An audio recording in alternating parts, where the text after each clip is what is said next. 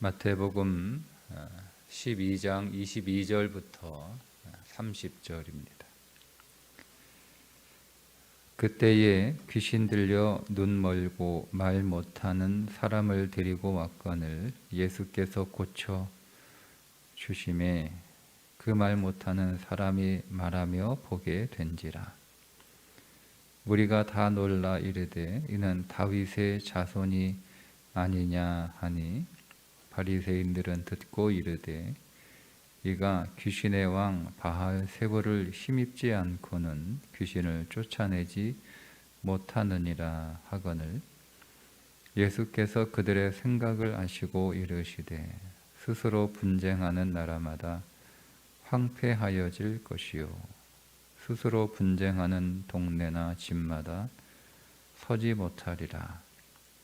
만일 사탄이 사탄을 쫓아내면 스스로 분쟁하는 것이니 그리하고야 어떻게 그의 나라가 서겠느냐.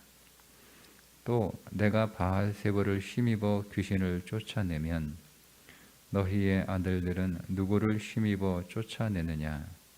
그러므로 그들이 너희의 재판관이 되리라. 그러나 내가 하나님의 성령을 힘입어 귀신을 쫓아내는 것이면 하나님의 나라가 이미 너희에게 임하였느니라. 사람이 먼저 강한 자를 결박하지 않고서야 어떻게 그 강한 자의 집에 들어가 그 세관을 강탈하겠느냐. 결박한 후에야 그 집을 강탈하리라. 나와 함께 아니하는 자는 나를 반대하는 자요 나와 함께 모으지 아니하는 자는 해치는 자니라. 아멘. 예수님께서 귀신 들린 사람, 그래서 눈 멀고 말 못하는 사람을 고치자 사람들이 드디어 예수가 다윗의 자손이 아니냐, 즉 예수가 우리가 기다리던 메시아가 아니냐, 이렇게 예수님에 대한 인식을 제대로 하기 시작을 했습니다.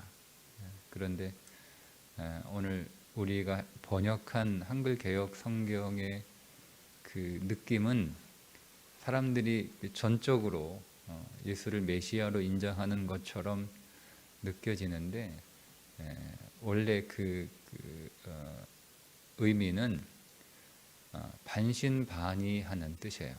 그러니까 저 사람이 다윗의 자손일 수도 있겠다, 이런 뜻이에요. 그러니까 다윗의 자손일 수도 있고 아닐 수도 있다는 거거든요. 그러나 어쨌든 사람들이 드디어 예수를 그리스도로 인식하는 그 눈이 조금 열린 거죠. 이제 그러자 그 바리새인들은 어떻게 생각을 했냐면 그들은 더 이렇게 문제가 심각해지는 거예요. 대중들은 조금씩 예수님에 대한 그 눈이 열리는데 오히려 바리새인들은 예수님에 대한 눈이 더 어두워지는 거죠. 그러면서 귀신을 쫓아내고 귀신 들린 자를 고치는 것은 메시아의 능력에서 나오는 것이 아니라 그가 바알세불의 힘을 빌려서 귀신을 쫓아내는 것이다, 이렇게 생각을 하는 거예요. 말로 하는 건 아니고 생각을. 그러니까 바알세불은 파리 대왕 이런 뜻이잖아요. 그 세불이 파리, 똥 이런 뜻이에요. 그냥 다 붙이면 똥파리 대왕. 그것이 이제 유대인들이 사탄을 지칭하는 그런 별명과 같은 거였습니다. 그러니까 귀신들의 왕이 도와주지 않으면 귀신들의 왕의 그 힘을 빌리는 것이 아니면 귀신을 쫓아낼 수 없다, 이렇게 생각을 한 거죠. 여러분 우리가 어떤 것에 대하여 부정적인 마음을 갖게 되면 우리는 그 부정적인 마음이 잘못됐다, 틀렸다라고 하는 것을 보여줘도 오히려 더 부정하고 더 반대하는 경향성이 있다는 거예요. 우리 안에. 우리의 생각을 이렇게 고치고 내가 잘못 생각했네, 내가 잘못 봤네, 내가 잘못 알고 있었네, 이렇게 자기의 생각을 수정하는 게 아니라 오히려 자기의 생각을 더 고집하는 것이 인간의 본성이다, 죄의 본성이다 하는 것을 성경이 보여주게 됩니다.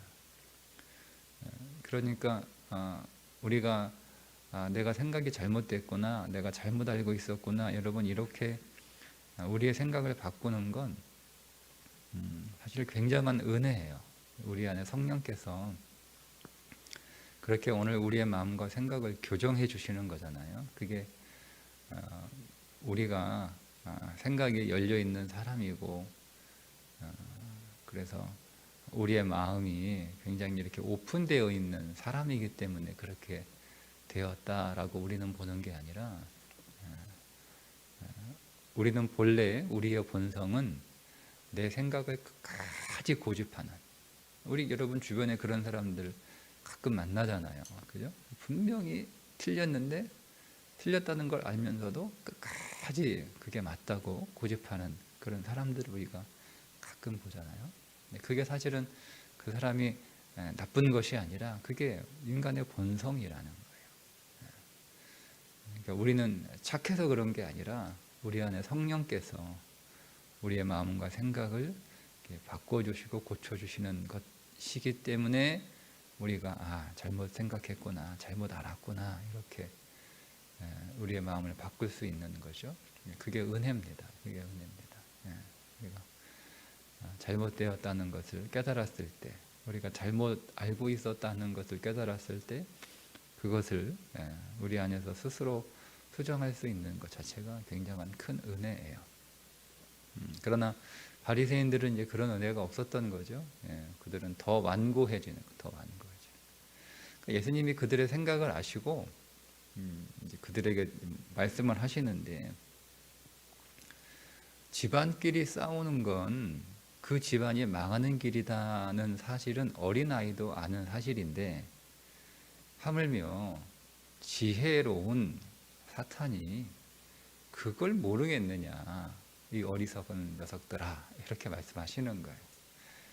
아니 그 똑똑하다고 하는 당신들이 어린아이도 다 아는, 아니 집안 싸움 하면 그 집안 망하는 건 누구나 다 아는 거 아니에요? 그죠 여러분? 네? 집안 싸움 하는 건 그 집안 망한다는 것은 사탄도 알아요. 사탄도 알아요. 네. 그래서 사탄도 집안 싸움은 안 해요. 사탄도 집안 싸움은 안 한단 말이에요. 그래서 그 집안 다 망하기 때문에. 그러니까 사탄도 어떤 목적을 위해서는요, 하나가 되는 거예요. 선하지도 않고, 사탄의 본성은 분열하는 거거든요. 그러니까 이 일이 하나님의 일이냐, 아니면 사단이 뒤에서 우리를 조종하는 거냐. 여러분 이렇게 알 수 있는 아주 중요한 기준이 뭐냐면, 이 일이 우리를 하나 되게 하고, 우리를 평강하게 하고, 아니면 우리를 분열시키고 우리를 싸우게 하고, 이렇게 달라지는 거예요. 그러니까 사탄은 본성 자체가, 사탄은 참소하는 자잖아요. 막 이간질하고, 사람들이 사이가 좋으면 그거 꼭 갈라놔야 되고, 사람들이 막 분위기 좋으면 그 분위기 깨트려야 되고, 이게 사탄의 본성이에요. 그 사탄도 목적을 위해서는 하나가 될 줄 안다는 거예요. 사탄도 막 서로 분열하고 싸우는 거 좋아하는 본성을 가진 사탄도 집안끼리 싸우면 망한다라고 하는 사실을 너무나 잘 알고 있다. 이 말씀은 오늘 우리에게 매우 중요한 메시지를 전해주고 있습니다. 그런데 아니 내가 귀신의 힘을 빌려서 내가 귀신을 쫓아낸다는 말이 이게 말이 된다고 생각하냐 이렇게 꾸짖으시는 거죠. 또 한마디 더 하시는데 너희들의 자녀들도 그러니까 너희들의 아들 이게 이제 바리새인들의 제자들이거든요. 바리새인들의 제자들도 귀신을 쫓아냈었나 봐요. 그러면 너희의 제자들이 쫓아낸 귀신은 그러면 그 제자들도 귀신의 힘을 빌려서 귀신을 쫓아낸 거냐? 이렇게 질문하시는 거예요. 그거를 너희들이 너희 제자들에게 똑같이 한번 얘기해봐라. 그러면 너희 제자들이 가만히 있겠냐? 그 제자들이 너희들을 판단할 거다. 이렇게 예수님께서 그들의 논리가 잘못되었다는 것을 꾸짖고 계시죠. 그죠? 그러니까 사람의 고집이라는 게 여러분 이게 비논리적인 거예요. 저 사람은 왜 저렇게 고집을 피우지? 왜 이렇게 고집스러우지? 참 내가 도무지 이해가 안 되네. 그죠? 그러니까 고집을 피우는 건 이해가 되는 게 아니에요. 그러니까 어떤 논리가 있어서 어떤 자기 나름대로의 어떤 그 논리가 있어서 고집을 피우는 게 아니라 고집은 그냥 그러니까 죄의 본성이에요. 본성이에요. 그리고 나서 예수님께서 이제 그 중요한 메시지를 하나 우리들에게 말씀하시는데 28절입니다. 내가 하나님의 성령을 힘입어 귀신을 쫓아내는 것이면 하나님의 나라가 이미 너희에게 임하였느니라. 그러니까 예수 그리스도가 귀신을 쫓아냈다라고 믿으면 그 사람의 인생 안에 이미 하나님의 나라가 임했다는 거죠. 왜냐하면 그 이유가 나옵니다. 그 다음 절인데 29절에 사람이 먼저 강한 자를 결박하지 않고서야 어떻게 그 강한 자의 집에 들어가 그 세간을 강탈하겠느냐. 결박한 후에야 그 집을 강탈하리라.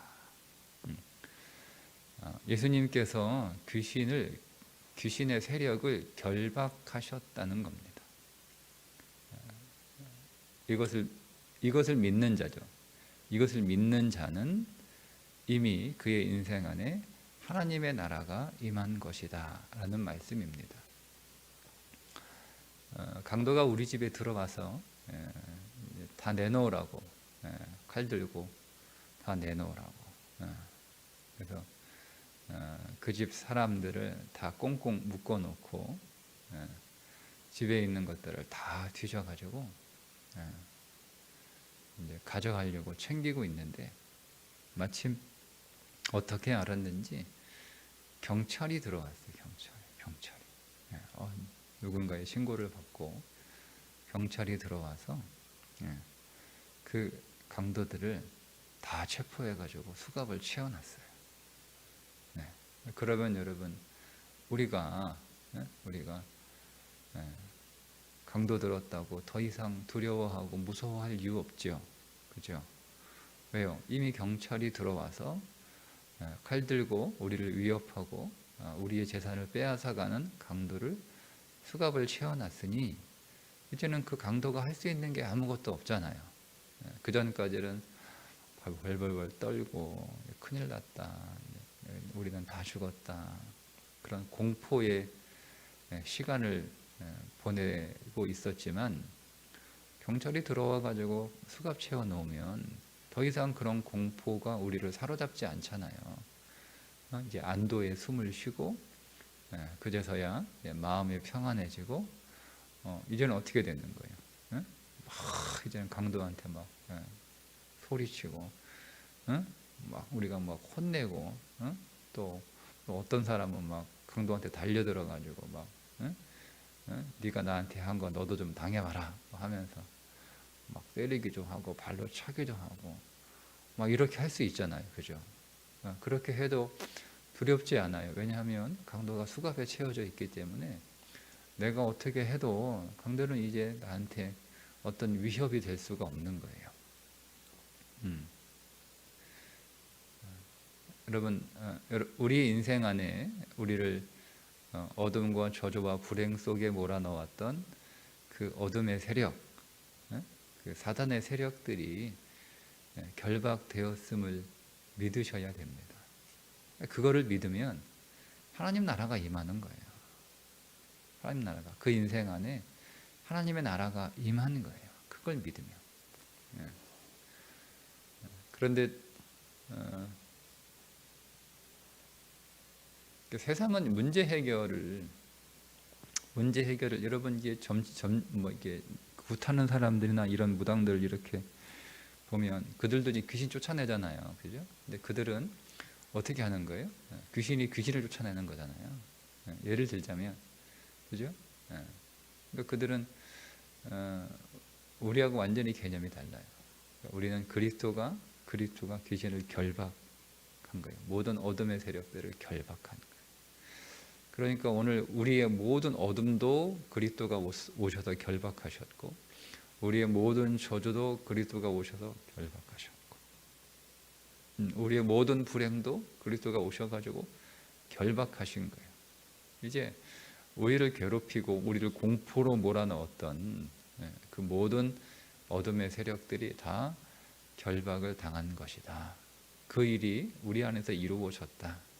이미 십자가에서 그리스도가 죽으시고 무덤에서 부활하신 그 일로 인하여 우리 인생 안에 모든 어둠들이 다 결박되었다라고 믿는 거죠. 예수님이 그렇게 우리의 모든 어둠의 세력들을 결박하셨기 때문에 지금 이 말씀 안에서 이 말씀이 이해가 되는 거예요. 예수님이 눈 멀고 말 못하게 하는 귀신을 결박하셨구나. 예수님이 모든 어둠의 세력들을 다 결박하셨구나 라고 그렇게 성경을 보는 거죠. 예수님이 말 못하고 눈 먼 사람도 고치시네. 이 사람은 좋겠다. 이렇게 남의 이야기를 읽으면 그런 여전히 사로잡혀 있는 거예요. 근데 이게 나의 이야기로 주님이 내 인생 안에 오셔서 말 못하고 못 보고, 우리가 말 못한다라고 하는 말은 그죠? 말을 못하는 그런 그 단순히 일차원적인 의미가 아니라 우리가 말을 못하는 거죠. 그러니까 여러분, 우리가 말을 못할 때 언제 말을 못해요? 인생이 캄캄할 때 할 말이 없는 거예요. 그죠? 그래서 못 보는 거잖아요. 아무것도 안 보이니까 할 말이 없는 거예요. 아무것도. 그러면 오늘 우리도 말 못하고 안 못 보는 일들이 일어나잖아요. 도저히 아무것도 보이지 않고, 우리의 미래에 대하여 아무것도 말할 수 없고, 그저 탄식과 한숨뿐인 오늘 우리에게 찾아오셔서 우리를 그렇게 만든 어둠의 세력들을 주님이 결박하셨다는 거죠. 이제 결박이 되는 거예요. 그래서 오늘 우리는 이제 말할 수 있게 되고, 이제는 볼 수 있게 되는 거죠. 우리의 미래에 대하여 우리의 눈이 열리고 그 미래의 것들을 우리가 말할 수 있게 되고, 그것이 비전이잖아요. 비전은 보는 거예요. 비전은 정확하게 보는 거예요. 비전은요, 이렇게 머릿속으로 그리는 게 아니에요. 그건 꿈이에요. 꿈, 머릿속으로 상상하고 머릿속으로 기대하고, 내가 이런 삶이 되었으면 좋겠다라고 내 인생에 도화지 위에 이렇게 내가 그림을 그리는 걸 꿈이라고 불러요. 그러니까 비전은 내 인생의 도화지 위에 하나님이 그려놓으신 그림을 내가 보는 거예요. 제 어릴 때 이제 막 마술이라고 그래가지고 어떤 물로, 근데 지금도 그게 뭔지 기억이 안 나는데, 어떤 물로 이렇게 막 글씨를 막 이렇게 써요. 글을 써요. 근데 이제 그게 이제 하나도 안 보이잖아요. 근데 그거를 열을 가하면 그게 썼던 글씨가 이렇게 나타나잖아요. 그죠? 그러니까 하나님께서 오늘 우리의 인생의 도화지 위에 우리의 인생에 관한 그림을 이렇게 그려 놓으셨단 말이에요. 근데 이게 우리가 안 보여요. 안 보여. 아무것도 없는 것 같아. 그래서 꿈꾸는 사람은 거기에 아무것도 없으니까 자기가 그리고 싶은 그림을 그리는 거예요. 자기가 그리고 싶은 그림을 그리는 거예요. 근데 이 그림을 내가 그렸잖아요. 그러니까 내가 그리니까 그 그림을 성취하려면 누가 성취해야 되는 거예요? 내가 그 그림을 성취해야 되니까 힘든 거예요. 힘든 거예요. 그래서 자신이 없는 사람은 그 그림이 규모가 작고, 그 자신이 있는 사람은 그 그림을 조금 더 자신 있게 그리고, 그 차이죠. 그죠? 어쨌든 내가 그림을 딱 그려놓고 이거를 내가 이루어야 되는데, 이걸 내가 이루기 위해서 나는 뭘 해야 되나? 공부 더 열심히 해야 되고, 잠도 좀 줄여야 되고, 좀 먹는 것도 덜 먹어야 되고, 뭐 이렇게 나름대로 방법을 생각해서 그 인생을 살아가잖아요. 그죠? 그러니까 그 인생이 그게 고난인 거예요. 그런데 비전은 뭐냐면, 하얀 도화지 위에 아무것도 안 보였는데 내 인생 안에 성령의 불이 임하니까 하나님이 그려놓으신 그림이 싹 드러나는 거예요. 그게 비전이에요. 그 그림을 이렇게 내가 그리지 않았잖아요. 하나님이 그려놓으신 그림이잖아요. 그럼 그 하나님이 그 그림을 거기다가 왜 그려놓으셔요? 이거 내가 너한테 주는 숙제다. 이 그림대로 살아라. 그건 숙제죠. 그건 숙제. 그건 짐 아닙니까? 아이고, 하나님 이 숙제 어떻게 합니까? 하나님 이 숙제 어떻게 합니까? 하나님이 그림을 그려놓은 그림이 싹 드러났을 때 그것을 숙제로 받는 사람은 내가 그 그림을 그린 사람과 똑같은 인생의 부담과 짐을 지고 살아가는 거죠. 그런데 그것을 숙제로 받는 게 아니라 선물로 받아요. 하나님 저한테 이 선물 주시겠다는 거죠. 그게 비전이에요. 그러면 하나님이 그리셨고, 하나님이 그리셨으니까 하나님이 해주시겠다라고 그렇게 믿는 것이, 그게 오늘 우리 안에 소망인 거잖아요. 그거 이제 기대하면서 살아가는 거예요. 하나님이 그리신 그 그림을 내게 주셨으니까, 그러면 나는 그 그림에 맞는 자로 이제는 내가 준비되고 훈련되면 되는 거잖아요. 그러니까 하나님이 나를 다루시는 나의 모든 삶은 다른 게 아니라 하나님께서 나에게 만들어 주시겠다라고 하는 그 삶에 어울리는 자로, 합당한 자로 나를 조성해 가시고 만들어 가시고 나를 그렇게 세워 가시는 것이구나라고 생각하는 거죠. 우리가 어떤 훈련을 받게 되면, 예를 들면 군대 가게 되면, 처음에 교관들이 이 훈련의 목적은 이라고 쭉 설명을 해줘요. 너희들이 이 훈련을 통해서 어떤 군인으로 어떤 군인이 될 것이다, 이렇게 쭉 설명을, 훈련의 과정들을 쭉 설명해 주죠. 그럼 이제 그 훈련을 받는 거예요. 내가 이 훈련을 통해서 나는 더 뛰어난 군인, 더 강한 군인이 될 것이다, 라고 하는 그 마음에 기대가 있는 거예요. 기대가 있는 거예요. 그러니까 그 영천의 화산에서 한겨울에 그 산 위에서 그 에이텐트 쳐놓고 아침에 자면 발이 부어가지고 분화에 발이 안 들어가요. 일어나면 막 그 텐트 안팎으로 허리가 껴가지고, 하여튼 지금도 생각하면 악몽과 같은 그런 그 훈련이었어요. 근데 그때 내가 이 훈련을 특수전 훈련이었는데, 이 훈련을 내가 잘 마치면 특수전을 잘 수행할 수 있는 군인이 될 수 있다라고 하는 기대가 있었어요. 그러니까 그런 기대가 있으니까 그것들을 다, 그 추위, 배고픔, 그 힘든 거 다 이렇게 다 견디면서 일주일간의 특수전 훈련을 잘 마쳤거든요. 그런데 이제 그런 게 없으면 다 그렇지 않잖아요. 모든 훈련받는 군인들이 다 그렇지 않잖아요.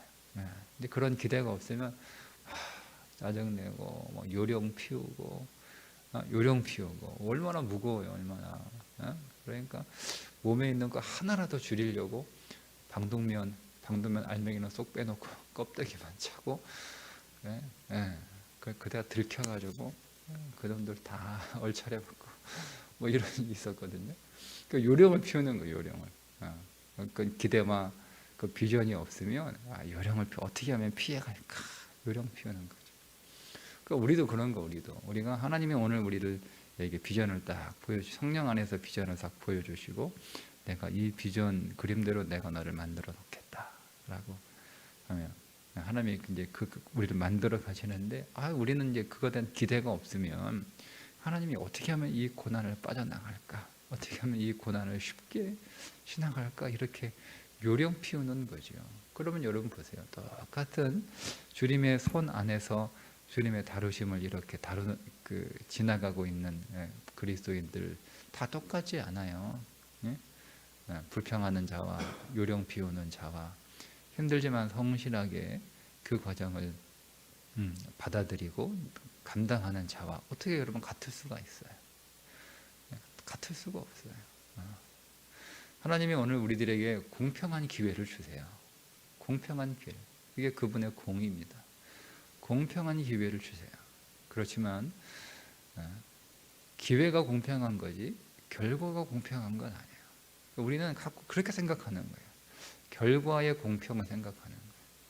아니, 기회가 공평한 거예요. 결과는 우리의 믿음에 따라 달라지는 거예요. 달라지는 거예요. 여러분, 그게 상급 아닐까요?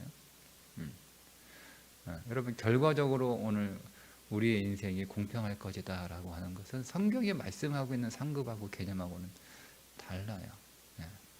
하나님 우리에게 공평한 기회를 주시는 거죠. 그리고 공평한 삶의 과정을 거치게 하세요.